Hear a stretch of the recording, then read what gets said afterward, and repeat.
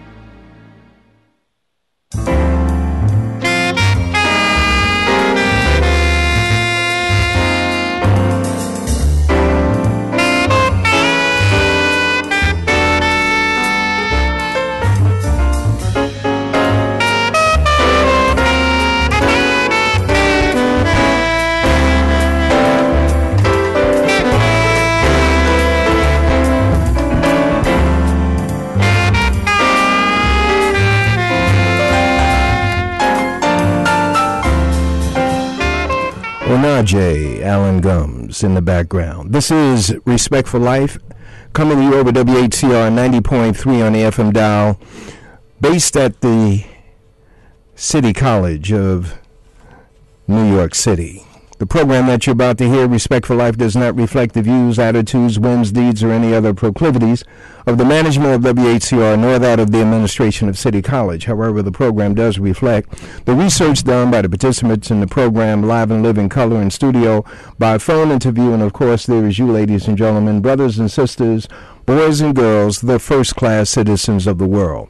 Respect for Life is dedicated to mental health, and we approach it from various angles. Mental health, preserving it, reclaiming it, helping others to balance out their lives. And mental health can be directly attributed to stress or the absence of stress in today's working of things. Our guest this morning is Minister Abdul Hafiz, New York representative of the Honorable Minister Louis Farrakhan. Will be right back.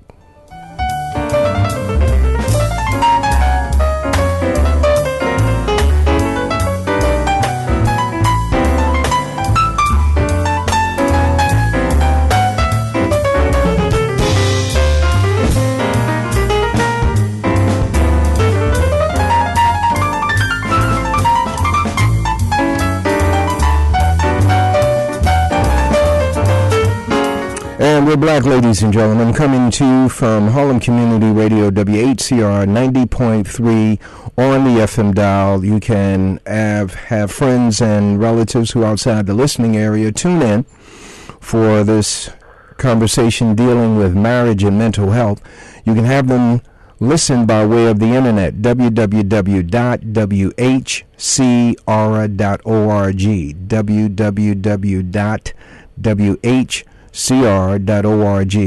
On the line is Brother Minister Abdul Hafiz Muhammad of Muhammad's Mosque number 7, the New York representative of the Honorable Minister Louis Farrakhan. Assalamu alaikum. God bless you. Thank you for joining us. Wa alaikum salam, and God bless you as well, Leroy, and your listening audience. And the subject is marriage and mental health. The closest that we can come as ordinary human beings, consumers, I call us, me on this side of the mic, consumers, to the mental health aspect is stress. However, when we look into Scripture, there is the language I'm not quoting directly from, but the man and woman coming together in marriage and the institution are two halves coming into making a whole, a one. Yeah. And the woman being a consoler. There's the man being a provider, and the mother, of course, being the first teacher and the first nurse within a family structure. So that's Brother Leroy's generalized take on marriage as it relates to mental health. But when we mentioned that to you, you said, yes, that is indeed a viable subject to pursue. And when you heard or you hear marriage and mental health, what comes to your mind? Oh, thank you, Brother Leroy. That was a very beautiful opening. In the Quran, Allah says to the male representative of his, to his female representation on the earth, where marriage and family life is concerned, that men are the maintainers of women. It is the duty of the man to provide for his family, to see to the necessary upkeep. So the man is to provide, to protect, to sustain. God says in the Quran and in the Bible he says that it is not good that man should be alone, so he gave him a woman as a helpmeet, not a helpmate.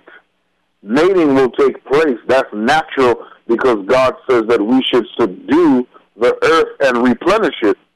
But he gave the woman to the man as the helpmeet to help the man meet and overcome the obstacles in his pathway to freedom and to help him concretize his visions and ideas in this life. And he will do the same for her. But the natural role is like going to a family gathering. Women are naturally going to be inclined to setting the table and preparing the food and serving.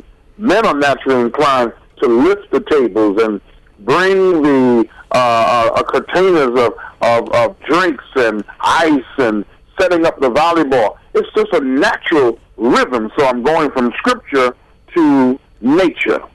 So therefore, when we talk about the mental health and marriage, if God said it is not man to be alone, then when he is alone for whatever the period of time, he doesn't have someone else to bounce his ideas off of, so he thinks of it to himself.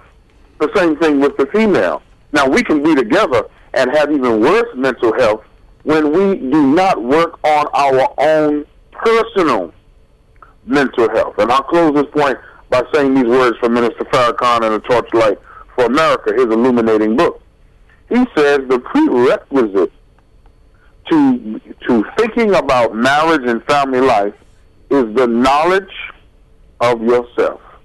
And if you don't know yourself, Brother Leroy, then how can you then be ready to be a maintainer or a helpmeet when you have not become acquainted with yourself and then with your role in this life so that you can help each other grow to your furthest potential? You do more harm then you do good.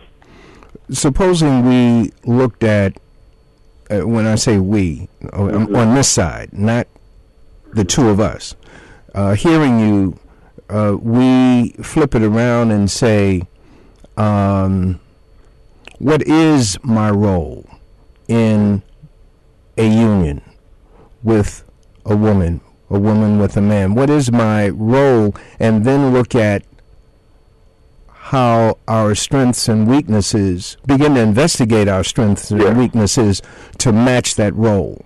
Indeed. Well, my dear brother, first, in marriage and family life, in order to have good mental health, you do not need an air-like person. There is a natural law that we were taught from the teachings of the Honorable Elijah Muhammad that honor-like attracts, air-like repels. Therefore, the good man needs a good woman who is the opposite of him, or who can cover his disadvantages with her advantages, and vice versa of the woman to the man. You need a man who can cover your disadvantages with his advantages. One thing that Minister Farrakhan taught many years ago was pull out a nice pad, write down your advantages or your pros, and then write down your disadvantages or your cons. And then that person in your life whom you are courting, or in the worldly concept dating or seeing, then they must be able to cover those shortcomings of yourself. Now you have what is developing into being a perfect union in the way of marriage and family life. And it helps the both of you think better. But when you are too much alike one another, then you repel from one another, like the magnets having the same polarity. They reject one another. And you can take a rubber band and force magnets of the same polarity to stay together. But no sooner than you loosen the rubber band, they will separate from one another because they're not compatible. So we're talking about understanding the roles that the male and the female play within the institution of marriage, and how safe are we in looking at marriage as it's constituted today within the culture that we've come up with as a guide to understanding our roles? The way I would answer that is from this angle. The male and the female natures are complementary to one another. We complement one another. We don't need to ever have gender cleansing in marriage and family life. We don't need to say, you as the man, this is what you men do. You as the women, this is what you all do. No, there's something similar about us as human beings.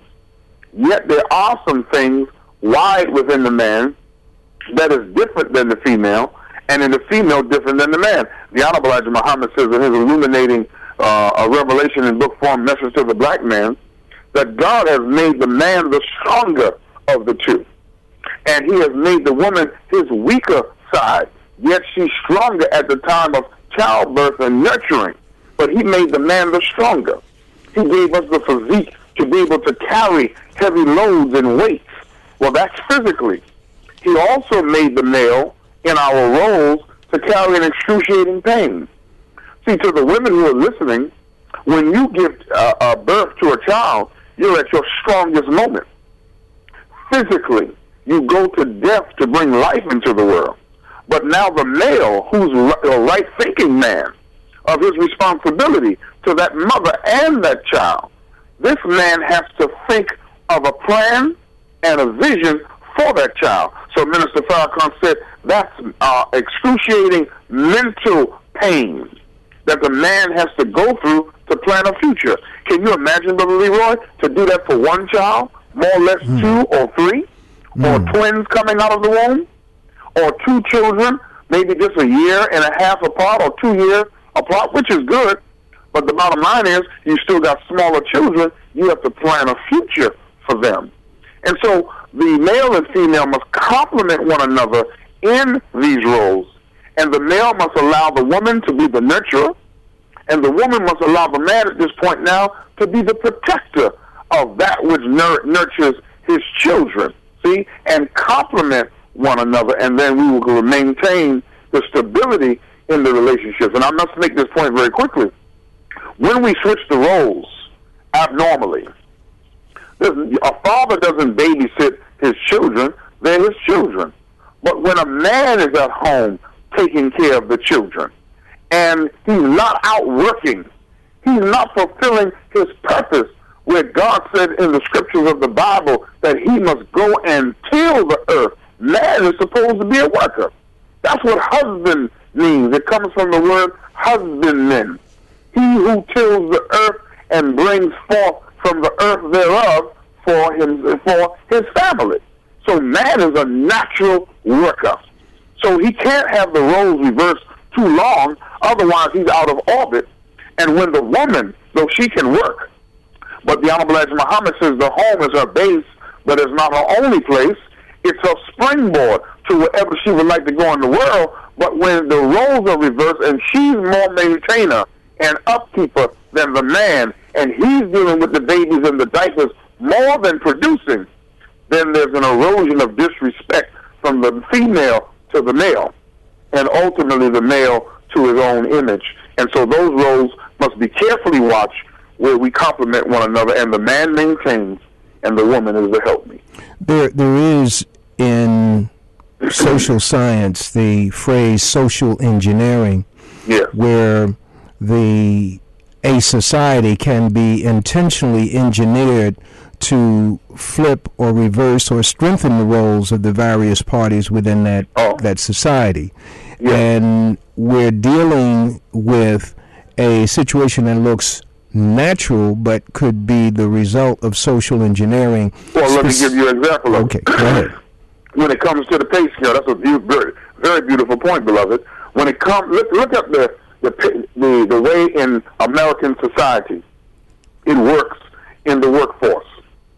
The highest paid that have been in our communities, while white women are under white men, black men are under black women. So it's the white man, it's his white woman is his counterpart, and then it's the black female who's the highest earner. And then sometimes, Brother Leroy, in the black household, is not even the black father. Sometimes it's the son, with him being on the street corner as a pharmaceutical merchant and otherwise, who makes more than the father. But we'll put it back now because that's a little play, but some of it is real. So it's the Caucasian father, Caucasian man, Caucasian woman. It's the black female, and then the black male, and then the child. So there's role reversals. That is social engineering, because there's the dumbing down of our boys. See? And there's the investment in the girls. Because now the girls are, are led in a certain direction to know what they want to do. But boys are left to languish in a room from 9th grade moving up, playing around and fiddling and failing and trying to succeed. There is no push on the male in the educational system to fulfill his role. So you have more females now that are being more intellectual than you have males. You have more females that are working to be more responsible with their finances than males. Men know how to amass and put assets on the body.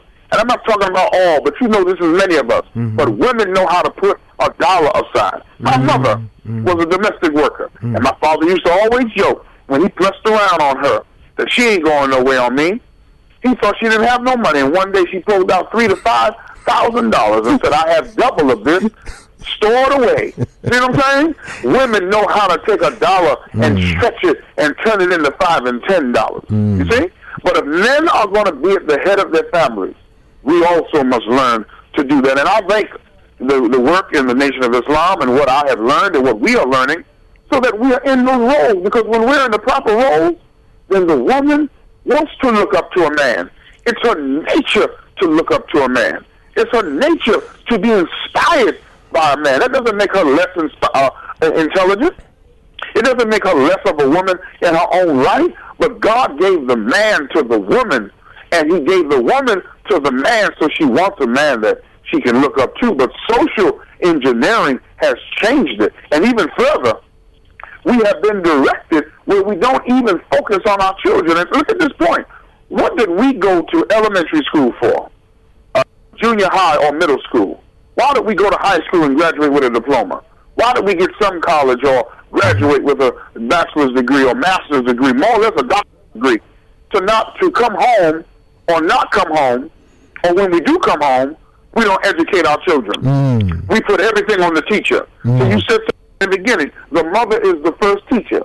She's not only the first teacher of the coming out of that womb about life, she's the first teacher to give back to her children what she herself learned in her educational incline in this life. What was the purpose of all of that if we can't sit with our own children and help them? We got to send them to some of a learning center when we are the learning center. You get home at a decent time in the afternoon. You're not a parent who's listening. You get home at 8, 9 o'clock at night. You get home at 5 o'clock for the 5 o'clock news.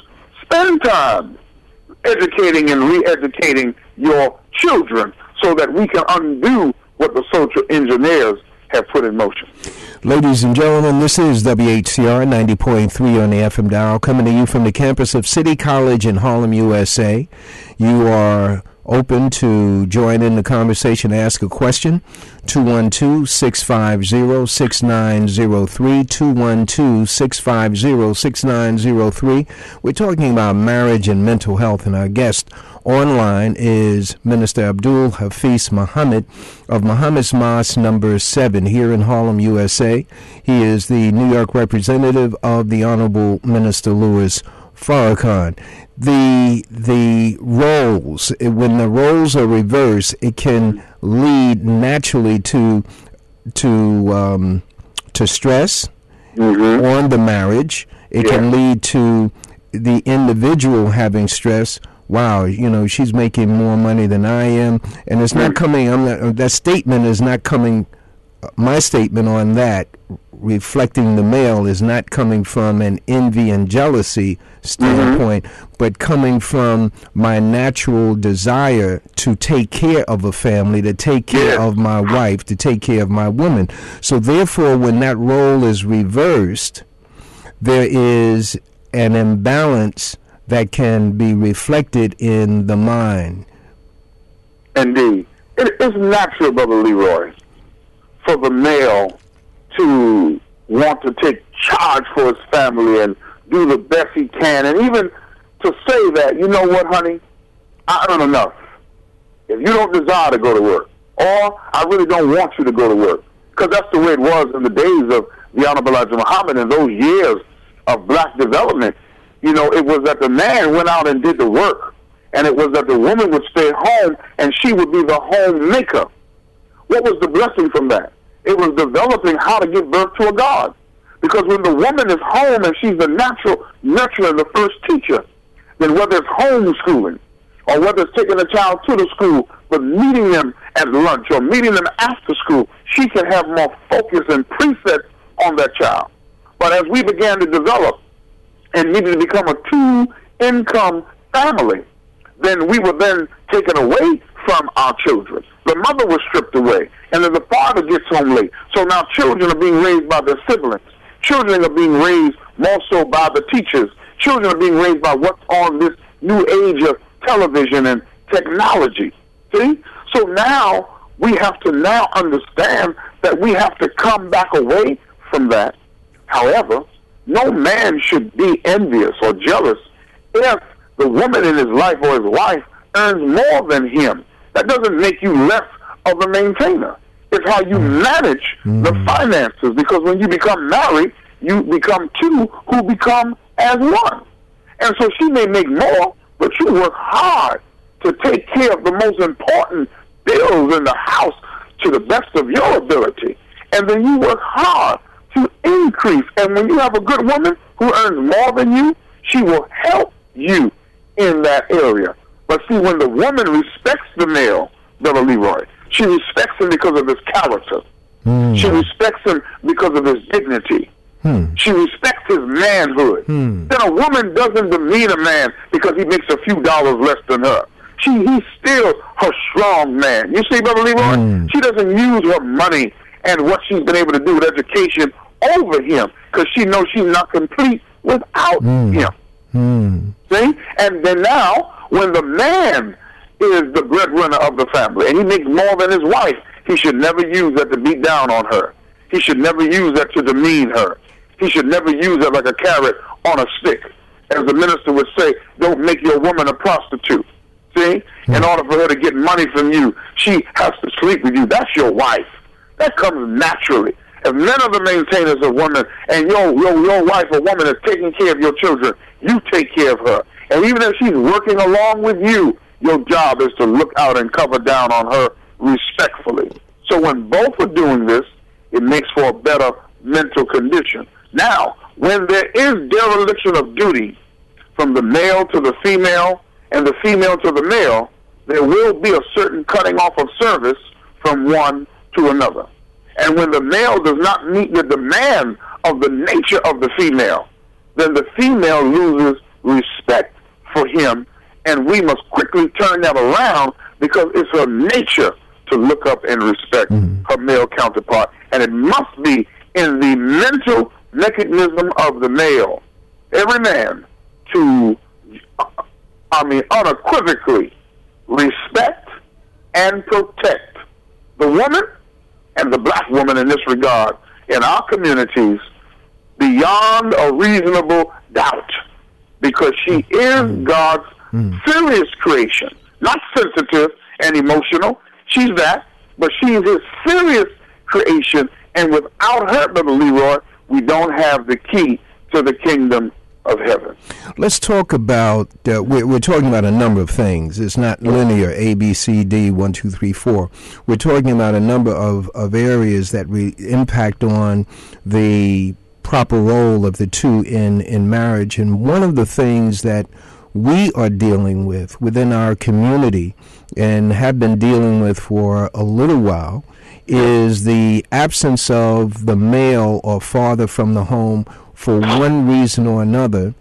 The mother is taking care of the children, and the boy within the family gets used to the woman being his caretaker. He does not have a role model of get out and work, etc. So there are some situations, or many situations, where the young man is growing up and he's off center mentally in terms of looking to the woman to take care of him. Yes, Brother Leroy, it is predominant in our community. We have to tell the truth. And this is where Minister Farrakhan's life is an example for young men. The Honorable Minister Louis Farrakhan has said to us on different special Mother's Day messages that he didn't have a father. And many may not realize that about him, that he never met his father, never grew up with him. He says that his mother was his father and his mother to him and his brother. And so, with that, when you have a strong woman who realizes, Brother Leroy, that I do need a man to help my son become one, then like Minister Farrakhan's mother, may Allah be pleased with her, she directed him towards certain magazines of national and spiritual and moral development. She directed him toward the uncles in the family. She directed him toward men that would help her, but she was the strong male and female figure in the house. And let me just justify this. Minister Farrakhan taught us rightly so many years ago that in the male is female and in the female is the male. And the proof is, this is how a father who can be disciplinarian has a softer side with his children. Not only his female, but his male children. And this is where the mother comes out as a disciplinarian, because yes, she's the softer side and mercy in the house, but when you upset the mother, boy, she lays it down very strong. So we have both of us in one another, and to help us through these kinds of roles. So we applaud the mothers who have to have been both, but when they are balanced and they seek male guidance for their children, yet they remain strong for them, then it allows that young brother to be covered down on in his house. But we have many households where, the mothers just lose control. And I'll say this to the young brothers or those who may listen to this, you know, you can't disrespect your mother and think that God is going to be pleased with you because there's no father figure around.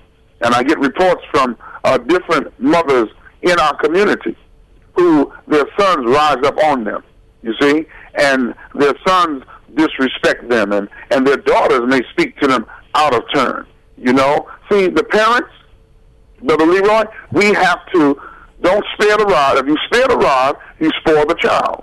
But that's at a young age, because once they get into these pre-teenage years, the children today are developed mentally quicker than we were in other generations.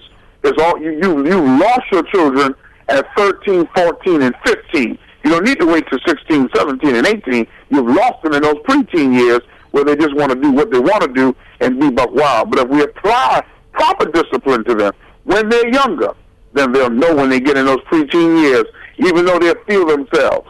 They'll feel their chromosomes. They'll feel themselves wanting to buck.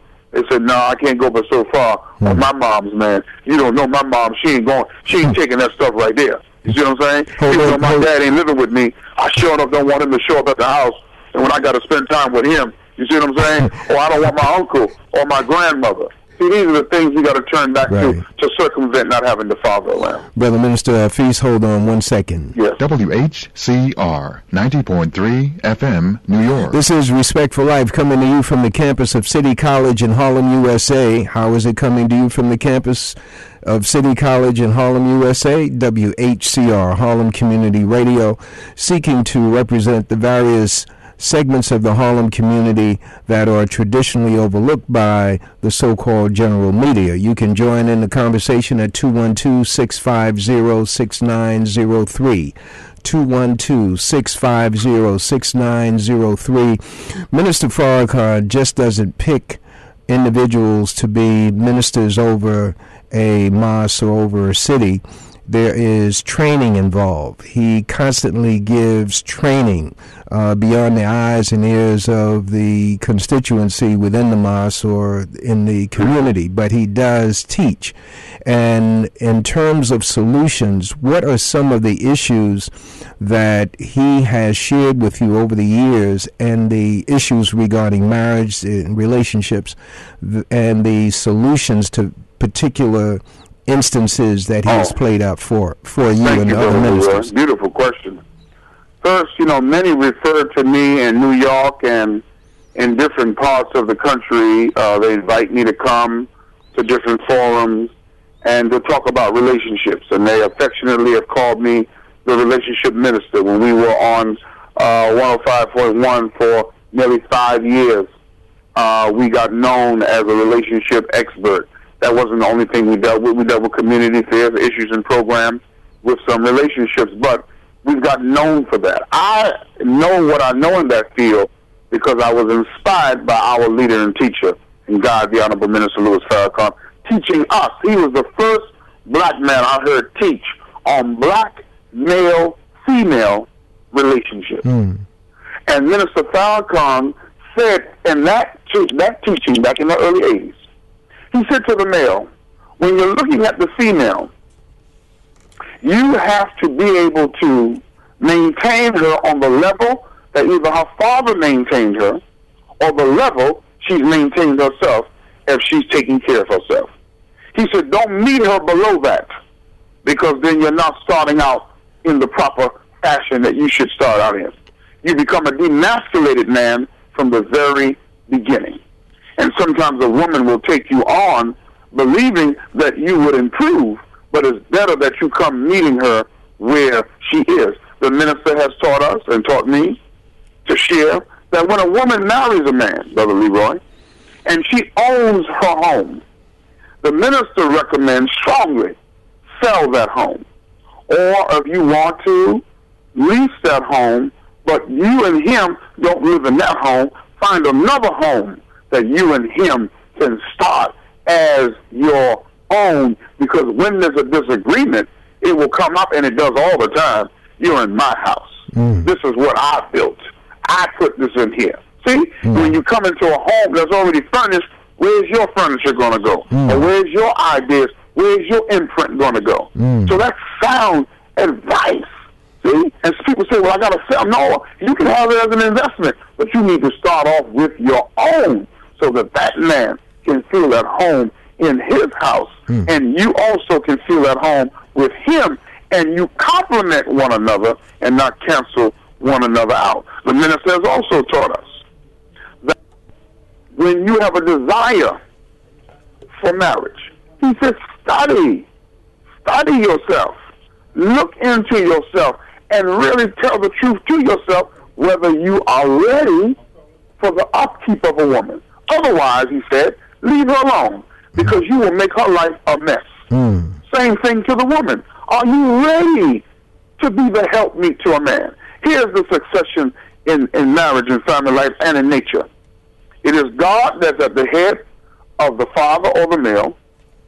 It is the male or the father or the husband who's at the head of the female, the woman, or the wife. And it is the female or the woman or the mother who's at the head of the children. And the children are at the head of the dust mops and responsibilities in the household. We're sorry, children, but that's just how it goes. The bottom line is that the woman has to be willing, Brother Leroy, to exchange her head for the head of her husband. Because the scripture says man is at the head of the wife, and that's what maintain means. In other words, if men are the maintainers of a woman, look at it like a male and a female driving a vehicle. The male is controlling the steering wheel. He's maintaining the rate of speed. But the male must remember his co-counselor is next to him. So the windshield is large enough for both of them to see out.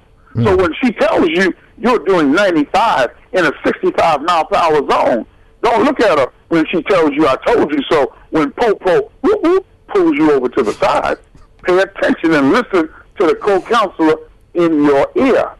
And this will also further help circumvent. So the minister has taught us, listen to the woman.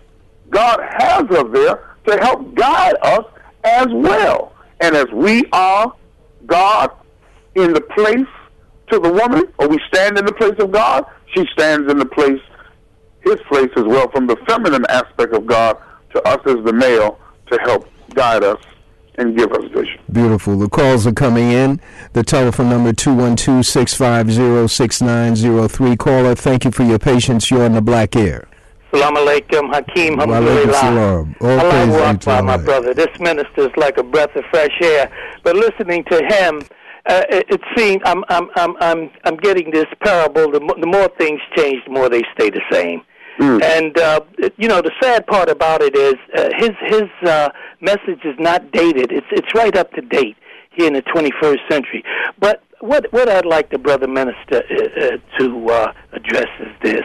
Yes, sir. With the economy the way it is worldwide. I mean, forget America, worldwide. Right. Where you have brothers and sisters who have to go out and work sometimes 2 and 3 jobs just to keep a roof over their head. Yeah. It's sad, but here going into 2012, that you have a lot of brothers and sisters who are in institutions, many of them falsely accused, but the bottom line is that whenever I go up to visit them, I see 99% of them look just like me. Yeah. And my question to the minister is this: How you have grandparents who are in their 40s, great-grandparents who are in their 60s who are raising children so we can make ends meet on this end. Now, what's the solution going into all of this? I mean, how do we deal with this monstrosity of errors with for lack of a better terminology? I'll hang up and listen to your response. Thank you, my brother. Brother, keep up the good work. I love you so much. All right, peace. Right, my brother. And wa alaikum salam to you, my brother, as you gave us the greetings. That's a beautiful question. And let me say, Brother Leroy, and to my dear caller and listeners, the first vanguard is to protect yourself. Listen carefully right now. Brother Leroy, this is 26 years of marriage for me and my wife. And when it turns the new year, we'll be in our 27th year, God willing. I look forward to 30 years. Oh, praises you to Allah. But look at this now. If I had decided through the rough times in the marriage to abscond from my wife and my children, then what would I have done, Brother Leroy? I would have put my wife, and I'm not saying this now because this is another subject. When divorce is necessary.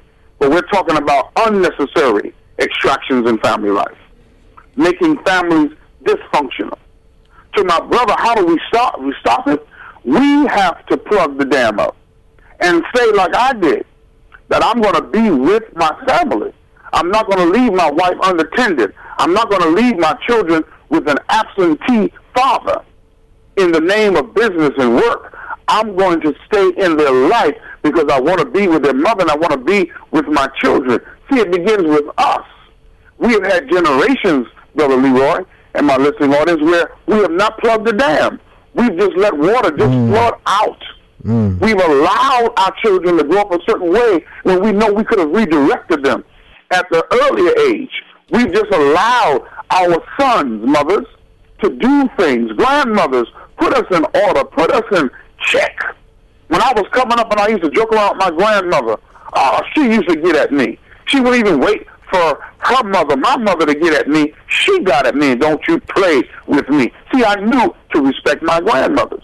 Grandmothers today can't be the friends of their grandsons. You have to be their grandmothers. And the parents have to stop being best friends to their children and be their parents and give them guidance and direction and tell them the sins of the fathers will no longer be that of the children. You see, it says that in Deuteronomy, that it will go to the third or fourth generation, but in Ezekiel it says it will no longer be that. The children are responsible for themselves. So this generation today, my brother, has to be taught responsibility, and I must say, we must be a better example to them. And quickly, even if you have to divorce, do it under amicable terms. Do it under the terms where you're friends, but stay involved and tell your male children and female children, me and your mother didn't make it work this time, but I will find a relationship that does work. It doesn't mean that yours won't work, because what is for you, and what is for me is for me. Telephone number 212-650-6903. This is Whcr. Respect for Life is the program. The subject is marriage and mental health. I'm going to go back over some things and that we at the very top, you mentioned knowledge of self. Knowledge of self. The Association of Black Psychologists in the 60s designated the Honorable Elijah Muhammad as Psychiatrist of the Year. I'm paraphrasing the title, but that's exactly what happened. And it's some things within the teachings of the Honorable Elijah Muhammad, within the lessons, within coming into the zone where we gain knowledge of self, that begins to balance us off. I was going to ask a question behind that, but we have a questioner on the line. God bless you. Thank you for your patience. You're on the Black Air. Assalamu alaikum, Brother Leroy and Brother Minister. My question is, Brother Minister, what happens when a sister, she's by herself most of her relationship? Like maybe it was a good guy, but, he never made a commitment, 20 years go in, and the sister is by herself. She's doing everything, like you say, moving tables, doing everything in her own house, separate homes. All you can do at that point is be by yourself. You're not going to just be with any man, so you end up being by yourself. You're the one that's watching everything, every crisis. You go through it by yourself. What happens if it's a good brother, but he never made that commitment? Can the sister don't fall out of love, but she just don't want to be involved in something where it's taken all of these years for a brother to, without a doubt. Let me say to you, my sister, to say no. Go ahead. To say nothing, because literally she's lived all her years by herself. Well, you have a very valid point, and let me say to you, you said that when you have a good man, well, if he has been good, and he is good, but he's fallen short in commitment, then you have to test that goodness of him, and you have to challenge that goodness in him. See, a woman has to put a demand to a man, and that's a part of your nature. Minister Farrakhan has taught me, as Brother Leroy asked a question earlier of other principles he's taught, he said the woman is the natural agitator of the man. It's like the agitative cycle in washing clothes. It removes what? Dirt from the clothing. See, otherwise, if you don't have that process, no matter how much soap you put with water, it still will be there if there's not the agitation that rips it away. So you help make us a better man. So test the good man. If there's not one now, or one is reappearing or comes again, test him, challenge him, because that's going to make him become the superlative of good, which is the best. And then he will be right. But also, when you meet a good man, ask him, what are your intentions for me and for this family? See? What do you desire? In the Nation of Islam, where we deal with courtship, you don't even enter into courtship unless you have an intention for marriage and family life. See? So in the relative world or outside of that framework of courtship or something similar to it, the female has to ask the male the same thing. Put that demand on him in the beginning. And later on he will tell you, you know what, woman, you have helped me. And I mean that in an affectionate and respectful way. I know sometimes men can say woman and they're upset, but that's not what we mean here. And he will say, you have helped me to become a better man, that no woman had ever put that kind of challenge to me before. And he'll be the best for you. So just use that as some guidance moving forward. Okay, thank you. Thank you. You're welcome. Thank you. Telephone number 212-650-6903, 212-650-6903. Your opportunity is another 12 minutes or so, and you will be on the air with Minister Abdul Hafiz Muhammad of Muhammad's Mosque number 7 here in Harlem, USA. The point that I was going after with the Honorable Elijah Muhammad being designated the Psychiatrist of the Year by the National Association of Black Psychiatrists somewhere in the area of 1968 or I'm thinking 68, somewhere in that area, is that there's something related to knowledge of self that begins to balance off the minds of the individuals.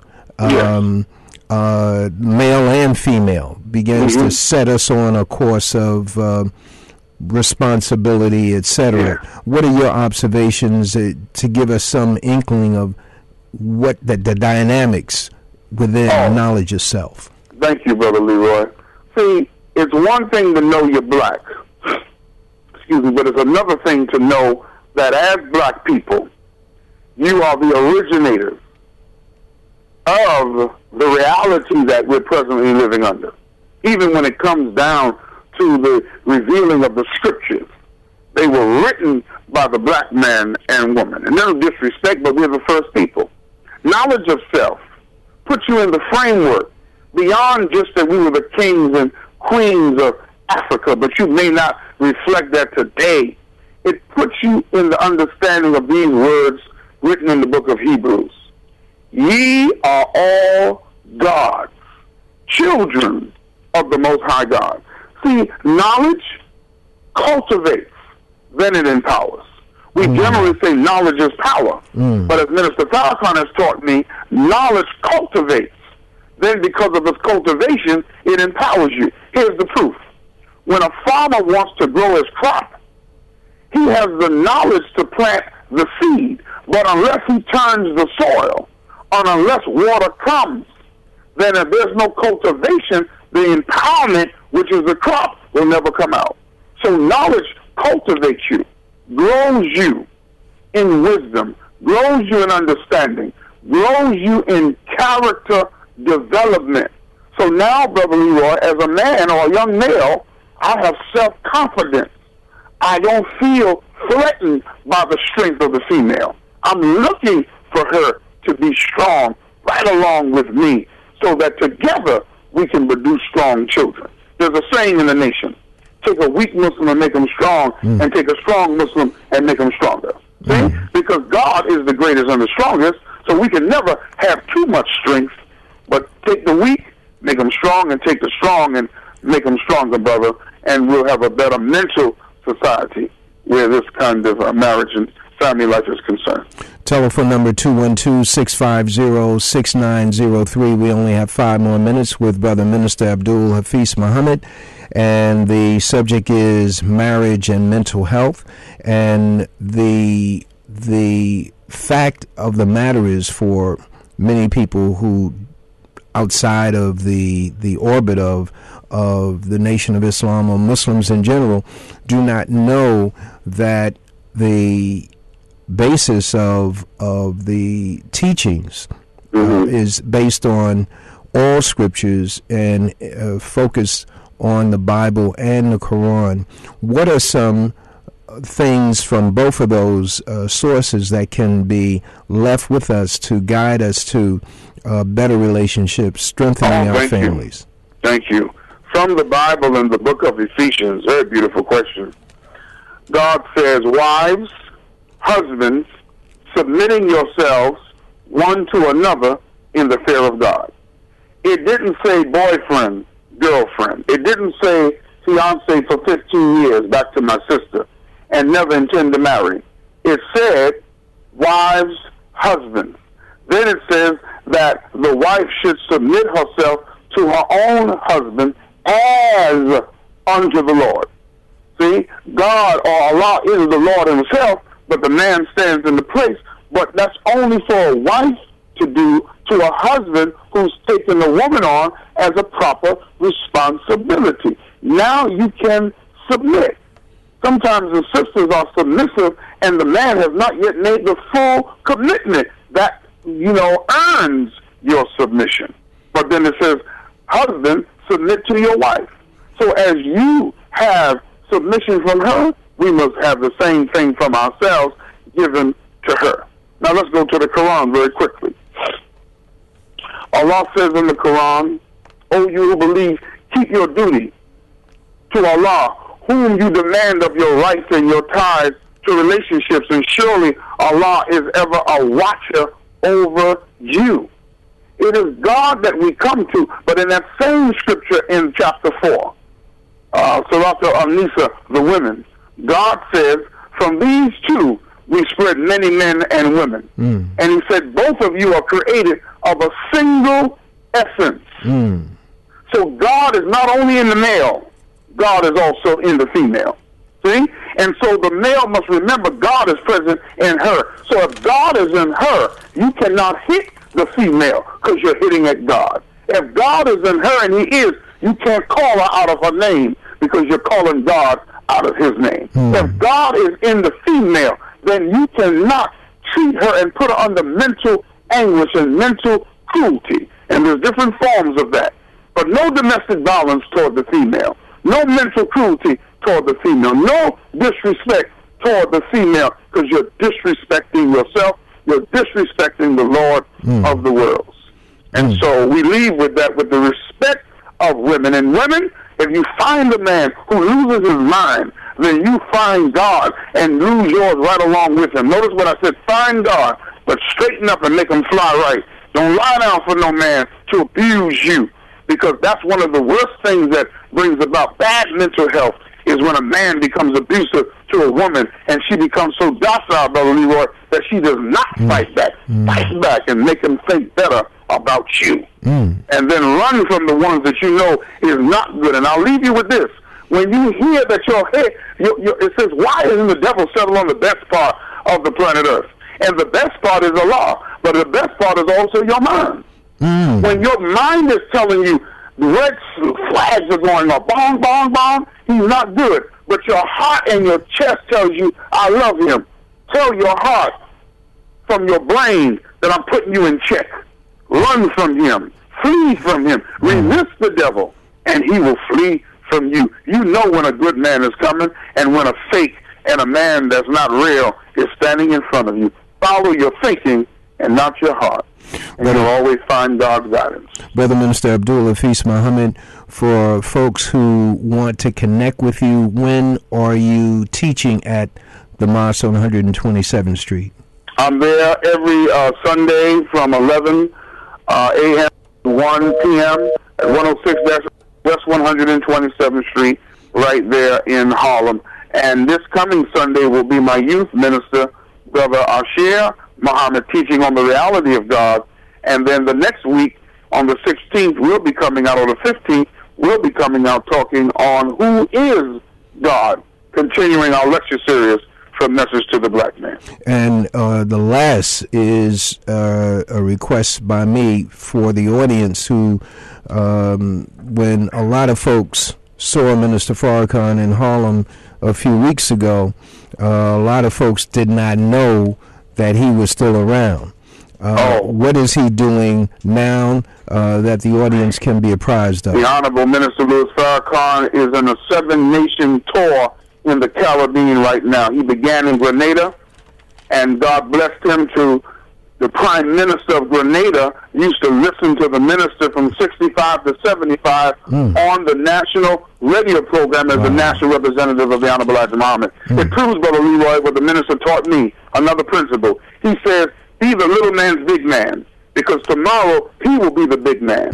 So he goes to Grenada, and the man that was listening to him here is the Prime Minister of the country. Then the minister went to Barbados, and he lit it up, and he talked about black youth unemployment and a partnership with government and private sector to put our youth to work so that they're not a part of the problem but the solution. And now he's in St. Thomas, and then he will go to St. Croix, then he will go to Dominica, and then he will go to Belize, and he will end up in Nassau, Bahamas, continuing his work in the Caribbean, where the scripture says the isles await him. Nearly 80 years of age, my brother, acting like he's 45 and 50 with an unlimited source of strength to teach and educate our people.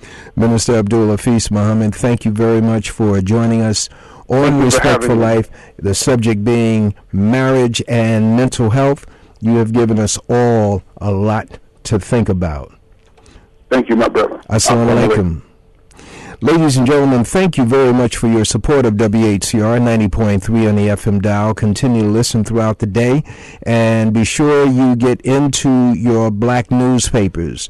Black Star News, the Daily Challenge, the Beacon, the Amsterdam News. Amsterdam News this week is full of information just for you. Full of information just for you and others, of course. The Final Call, the issue deals with a review of the movie Lincoln. Things that you would not find in the other papers, you'll find in the issue of The Final Call. Just support black media in general. May God continue to bless you and yours with a fantastic day. Sister Nellie Bailey tonight at 6 o'clock here on WHCR 90.3 on the FM dial. Veterans have difficulty transitioning their military skills into civilian jobs. In New York City, an estimated 17,300 veterans are unemployed. Are you a veteran in desperate need of help? Do you want to take advantage of a life-changing opportunity? If so, the 369th Veterans Outreach Program is designed to assist veterans in Harlem